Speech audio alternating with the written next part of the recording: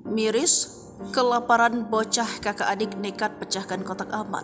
Viral sebuah video di media sosial bocah laki-laki berusia 10 tahun dan adiknya yang masih berusia 4 tahun ketahuan mencuri kotak amal di SPBU. Bocah 10 tahun dan adiknya itu mencuri kotak amal di salah satu SPBU di Jalan Yusudarso samping Gedung Amelia, Kelurahan Dudukan Barat pada Jumat 29 September 2023 malam.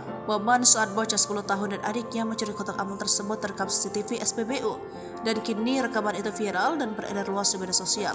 Pada keterangan video yang diunggah akun Instagram Media Nusantara Official, dua bocah kakak beradik itu nekat mencuri kotak amal karena kelaparan. Dilansir dari Tribun Kaltara, pemilik SPBU di Jalan Yusudarso Mega menceritakan bahwa kejadian bermula ketika satpam SPBU sedang pergi mencari makan.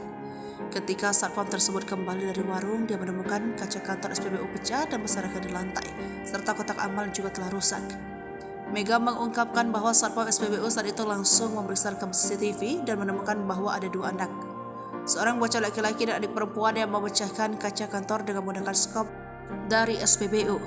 Mega menjelaskan bahwa kotak amal juga telah dipecahkan dengan palu, tetapi tidak semua uang di dalamnya diambil oleh anak tersebut. Mega mengendalikan kedua bocah itu karena sering datang ke SPBU, di mana mereka biasanya diberi minum kaleng dan uang. Setelah mengunjungi rumah nenek kedua bocah tersebut, Mega mengetahui bahwa mereka mencuri karena kelaparan. Dua bocah tersebut tidak tinggal bersama orang tuanya dan neneklah yang merawat mereka. Mendengar alasan mereka, Mega merasa iba dan memberi makanan serta sejumlah uang kepada kedua anak tersebut. Mega berharap orang tua mereka dapat merawat mereka dengan baik dan uang dari kotak amal yang rusak akan kembali ke masjid.